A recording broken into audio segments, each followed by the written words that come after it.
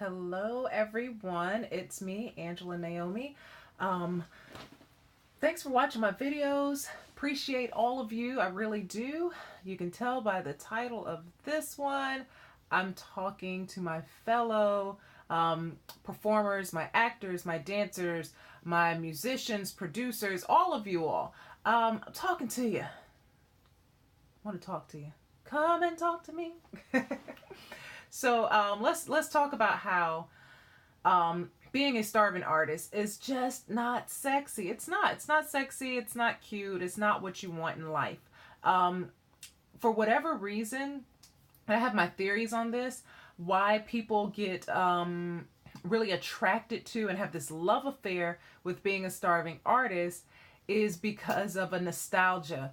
And that nostalgia is that we've grown up hearing the stories of people, whose careers started from the early, well, from, I would say, yeah, basically from 2000s and back, late 90s and back, especially back, who were like, dang, we were struggling, couldn't pay the rent, used to have to hide my car from the repo man. We hear all these stories from different people. And I think for some of us, emphasis on some, I'm not one of them, we get kind of caught up into thinking that that has to be our story too in order to make it. But that's not the truth. Everyone has their own individual story and their own individual pathway.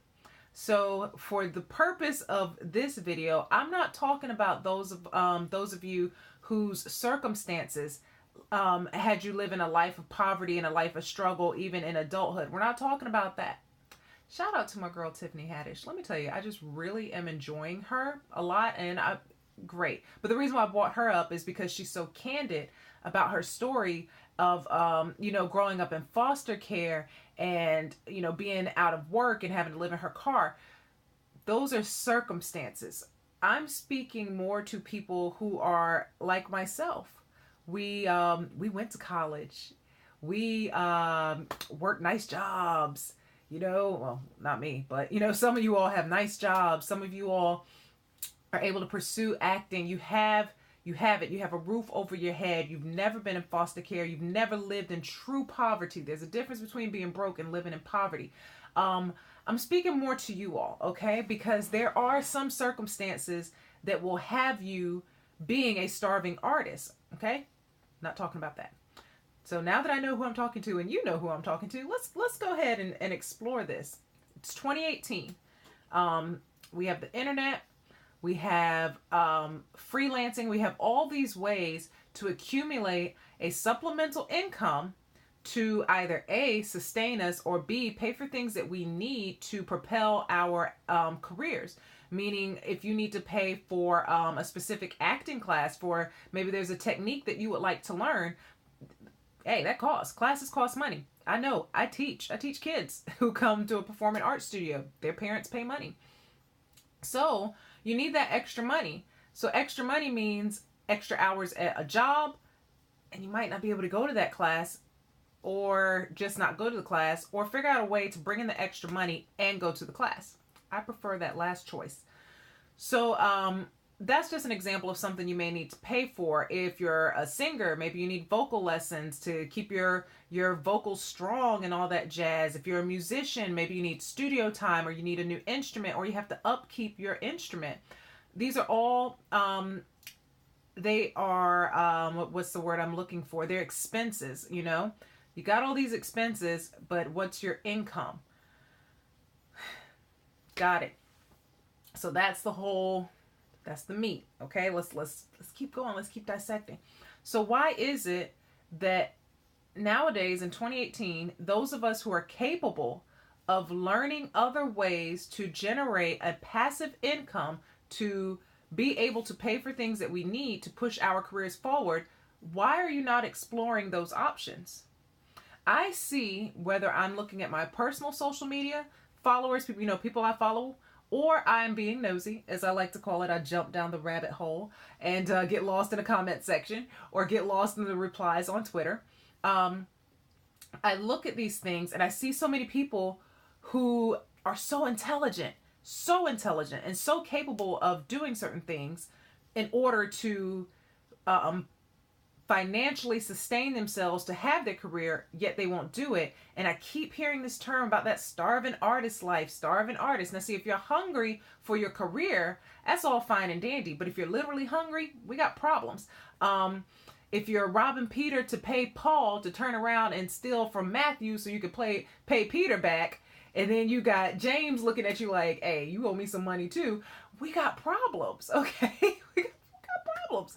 So here's my theory on why this whole idea of the starving artist is it gives you this little, I can't even really describe it because it doesn't do anything but to me but piss me off when I hear it.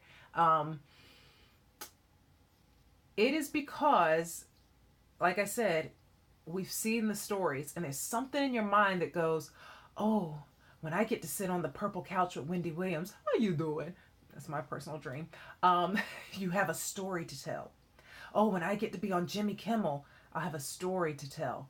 Oh, when I get to sit with Trevor Noah, I have a story to tell. Oh, when I get to sit on Sister Circle with Miss Quad and Selena Johnson, yeah, ooh, I got a story to tell. You have a story to tell. And it's not one about choosing a life of low income. Your story could be the story that, I'm creating for myself. I'm using myself as an example. The story I'm creating for myself is that I took time and put my acting career on pause to open up my own company, a digital company that offers services, plus learned internet marketing to accumulate a passive income, passive residual income, so that I could literally work from anywhere, so that I could get a casting call that says, oh, audition is in LA on such and such day. And I go ahead and I book myself. I'm going to come to this audition. I go online, boop, boop, boop. I book my flight. I go. I pay for a hotel to stay in. I'm able to get around town, get to the audition. Boom, you got the role. It's going to be filming this day, in this month. And all I got to do is go plink, plink, plink, and book my flight. I don't have to ask for a day off work. I don't have to check in with a boss. I don't have to do anything because I've accumulated a cash flow, or as I like to call it, my war chest, that allows me the freedom financially and with a schedule to be able to do these things. And I'm not preaching. Actually, yes, I am preaching, but I'm not mad at you per se. I'm not mad because I understand the psychology behind it. Because it is something when you see those stories of rags to riches. Oh, there's something about it. We love a good Cinderella story. But the thing is, if your circumstances are not rags, because mine have never been rags. If your circumstances are not rags, do not create rags. Why would you do that? Why would you do that? There's so many options. You can freelance your services. A lot of you have academic degrees. You know you do. I went to school with you. You got academic degrees that you can offer your tutoring services. You can offer consulting services. You can go on sites like Fiverr and People Per Hour. I think they're called Upwork now or whatever. You can go there and work. You can write an ebook and push it out, get the traffic. You can do all sorts of things. You can build a membership site. I mean, the possibilities are endless. And it's all passive work.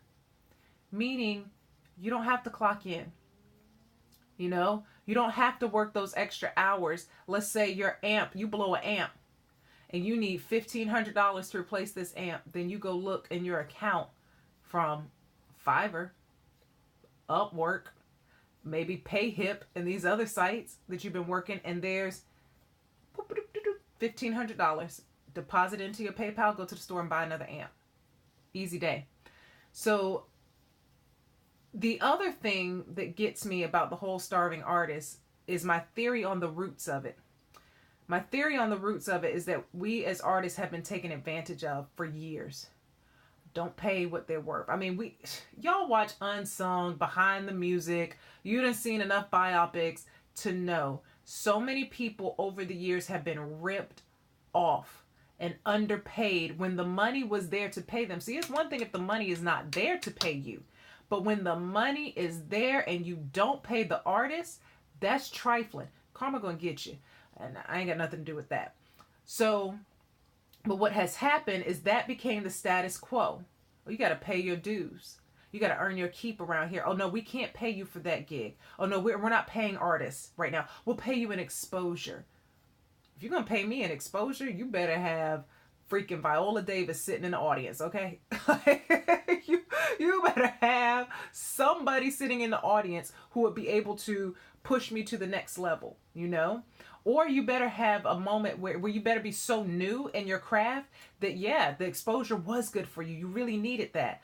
Or you better work out a different type of exposure deal. We've got this world of social media where you're like, you know, I can't pay you. But what I'm going to do is I'll live stream. I'll live stream the concert, or I'll get good video footage for you, and I'll have my videographer create a reel for you. There's ways to compensate the artist that is not just financially. So say all that to say is that it became the status quo to not compensate the artist properly. That's what has happened. And I'm not even going to go into other things about pay or anything like that with return on investment. I'm really talking on the up and coming artists, you know.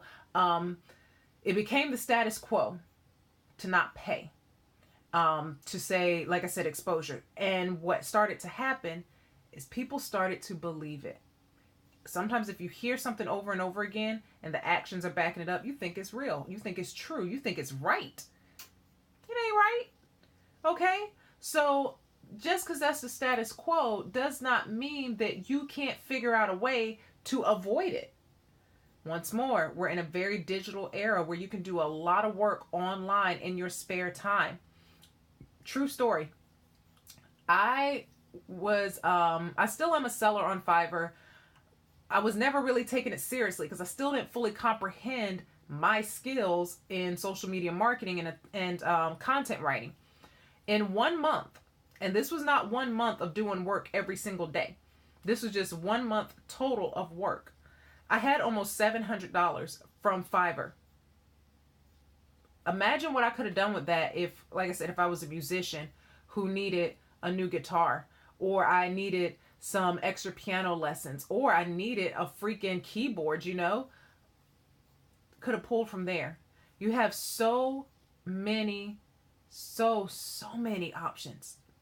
All you have to do is, one, get out of your own way, and two, let go of this silly nostalgia that in order to make it, you have to be broke. Because that's not the case. Like I said, it's totally different if your circumstances put you in those things, in those positions. But those of us who are artists and we went to college, or even if you didn't go to college, but you went straight to the workforce, or you went to the military, wherever you went, I'm talking to you.